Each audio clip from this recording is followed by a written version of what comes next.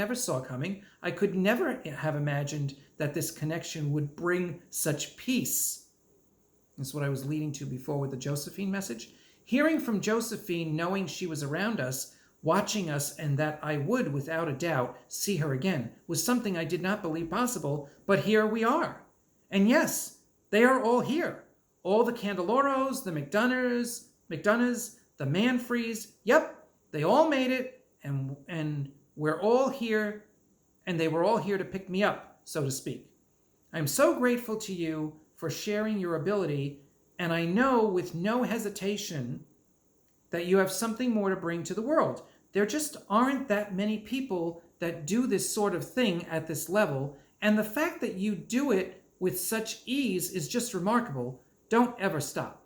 You must continue to write and share. This touches people so deeply, and they can't receive it right away.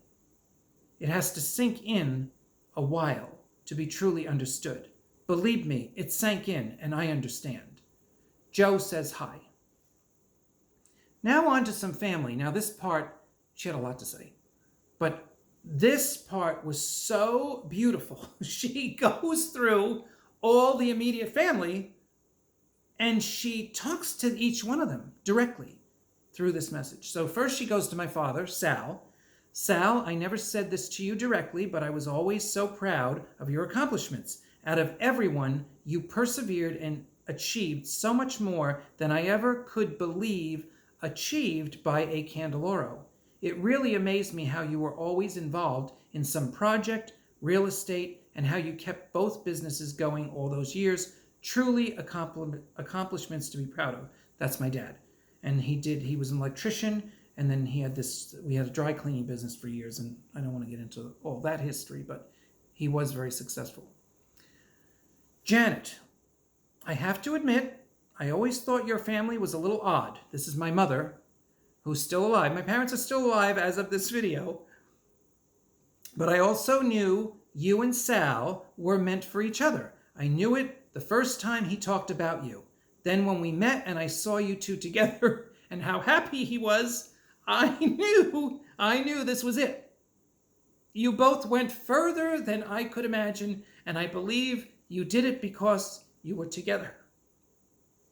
God bless both of you, and if I were you, I'd get moving and get a little more joy out of your own lives before we meet again. Now, I have a walking video when I talk about the lack of joy in my family, which is a huge problem, even according to Jesus and Mother Mary.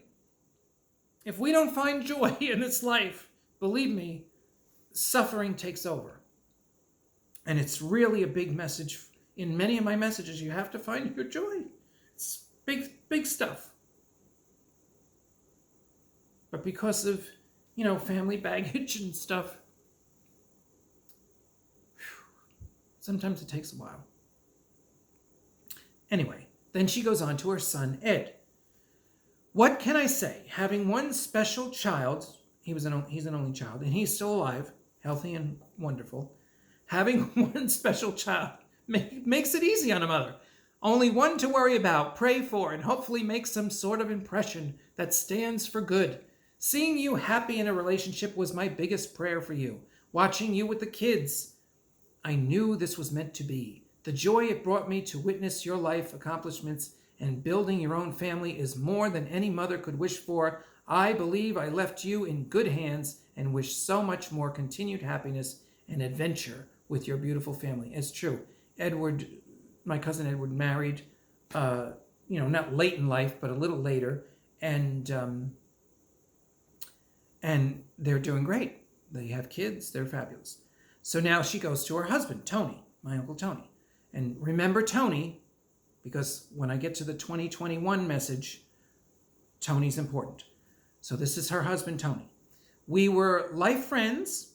Without you, I could not have developed the friendships I had or have created this beautiful son we have. We lived through many a difficult time and never really made it easy on each other. But we did learn how to persevere and how to make things work for us. I will always care for your well-being and watch over you. You were my first and only committed husband, and I believe we learned a lot from each other. That is so much deeper than you can understand, than what I could say here on the video. But they had what they had, and they defined their relationship the way they needed to. Thank God, and it worked for them. Then she goes on to my sister, Tisha. Her nickname's Tisha. Always the beautiful, smart, stylish, determined fellow Scorpion. They're both Scorpions. My sister is still alive, just to make that clear. But my aunt was a Scorpio, and so is my sister. You two created a life for yourself that you can be proud of. Career, devoted husband, and a home to be proud of. You two should cherish all the people in your life, especially your family. We just never know how long we have, and we have to make the time for each other. I know you will always be a success no matter where you decide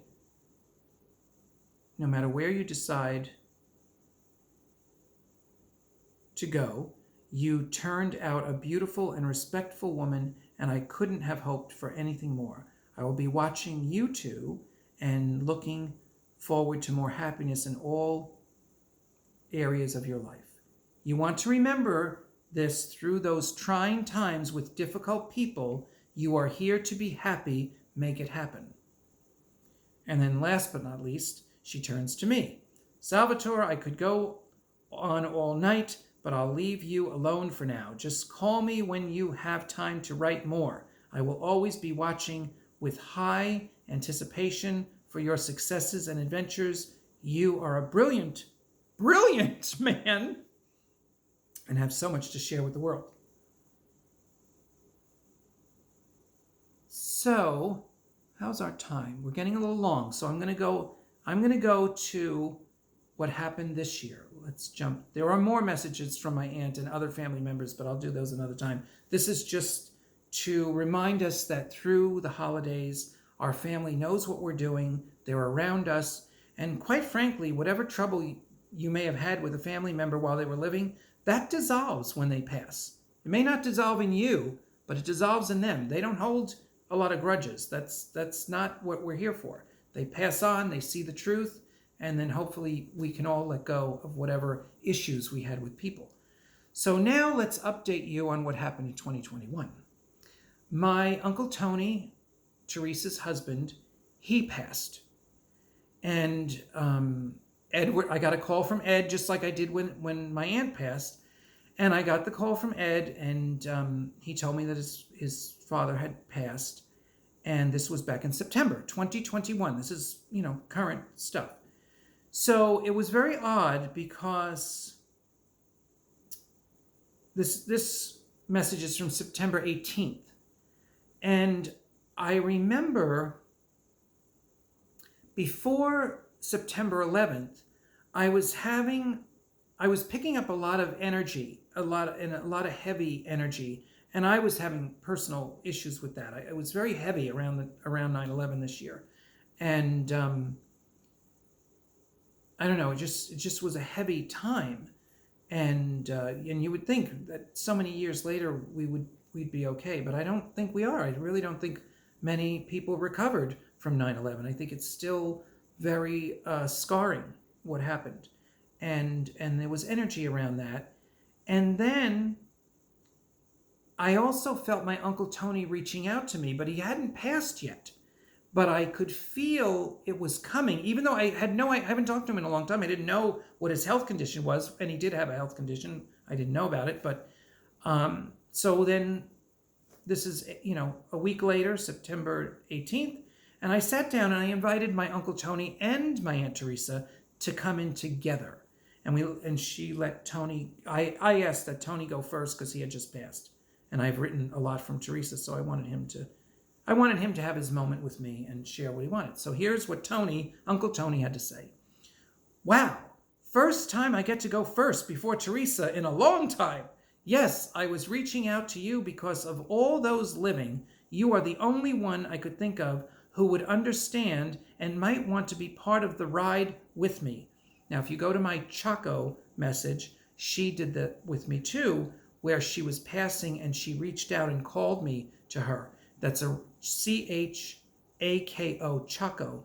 That's a really phenomenal experience that I share about someone passing and reaching out to me. He tried to do the same, but since I was not aware that he was getting ready to pass, I wasn't on my game, and I wasn't paying attention.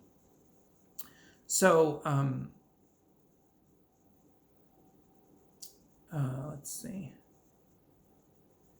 I did tell Ed I wanted to call you on occasion and did talk about you once in a while. You always remained on my mind. I enjoyed the talks we had. I knew you knew something. I just wasn't sure what. And he was laughing when he said that. I first have to start with thanking Ed. His visits meant a lot to me. You know that he was my greatest accomplishment in life.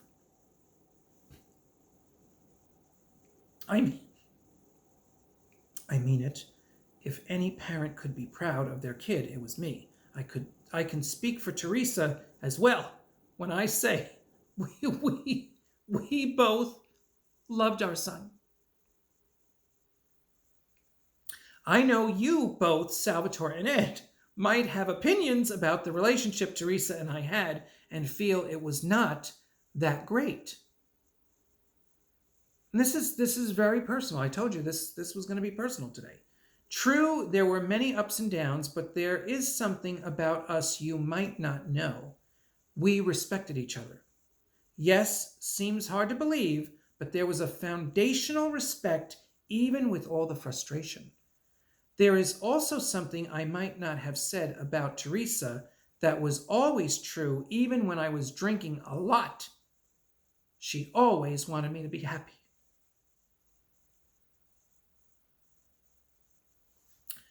She did not totally understand in the first 10 years of our marriage why I had to overdo so much. That was where some of the beginning friction started. So, Ed, when you think that it was mostly your mother's fault that I was the way I was and that I had to move to Florida, remember it takes two to tango, and I wasn't always the best husband. We both had issues. And he's laughing again. So he's being really very, very close, intimate here, telling us about the issues that they had in their relationship. And we saw things from the outside, and like he's telling me and Ed, try not to judge their relationship because they had what they had, and that was it. So, and they had this foundation of respect, which is beautiful. So he goes on, can I tell you the relief I feel now?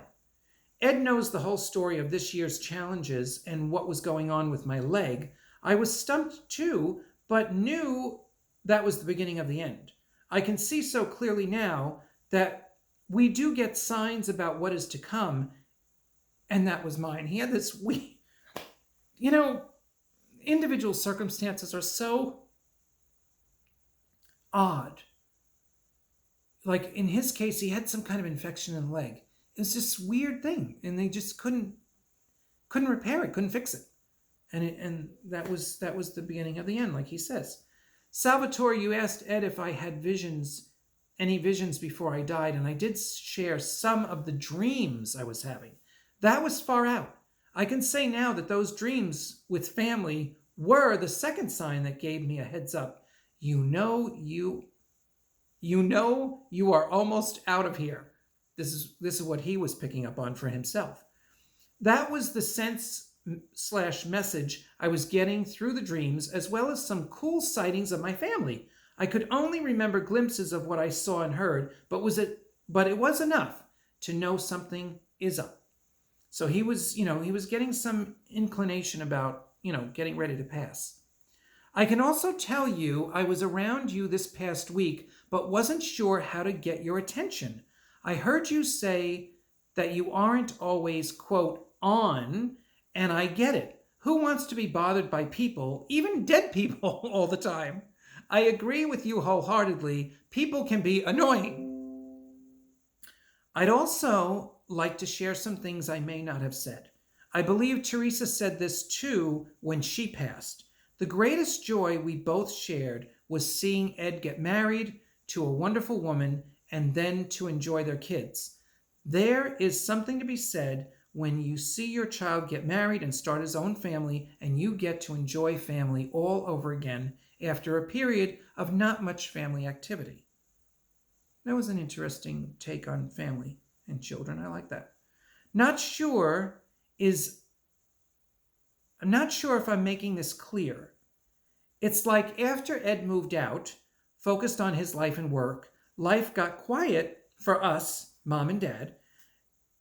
We spoke to him and saw him occasionally, but there is a real empty nest experience where a parent wonders, is he ever going to give us grandchildren? I can tell you that Teresa and I used to talk about that. Oh yes, we did continue to talk about our son and his future, even after I moved. Not a lot, but Ed was always the glue that kept us respectful, even civil with each other. I know, kind of fucked up, right? And he's laughing hysterical through this whole thing, right? He had a really good, by the way, he had a really good sense of humor. Even if he wasn't drinking, he laughed a lot. And that's why we all loved him, because he did laugh a lot.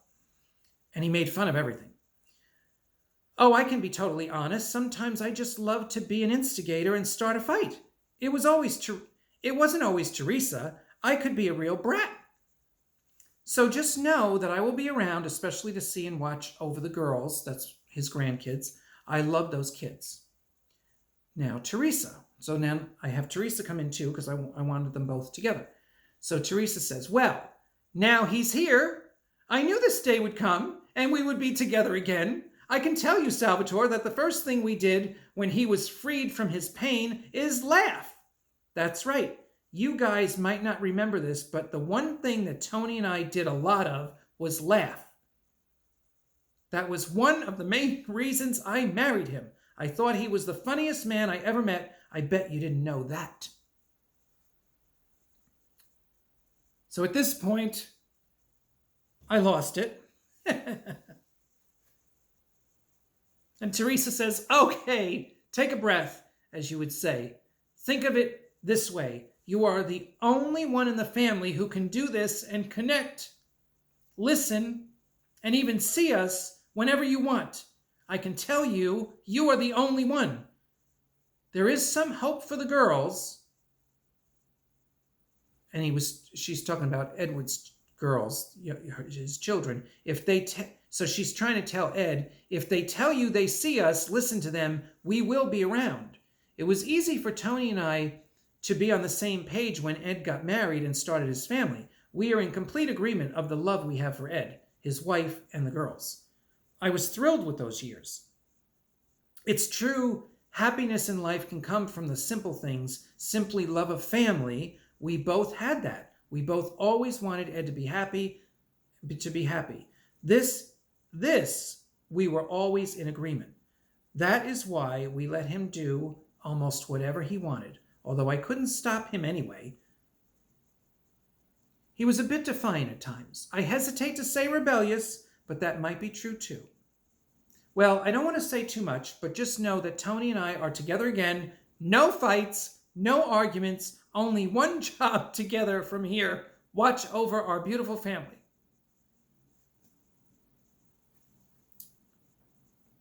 So when I finished that, I could feel the love frequency just beaming out of these two. And it was very emotional, as I always say. So yeah, there still are a lot of emotions during doing this work in 2021.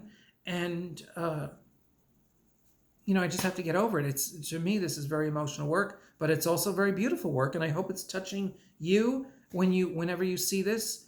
This is one of my longest videos because this time of year, it's a time of family.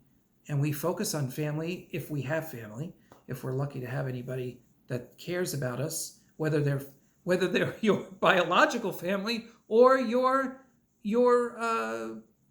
alternate family or your made-up family because you don't live near your family or they're all gone. So whoever you're sharing the holidays with, just be grateful and treat them as family. So thanks again for watching. I hope this touched you deeply. And if you'd like to be supportive, which I hope you can be, just like the video if you thought it was good. If you have any comments or questions, start a conversation down below in the comments.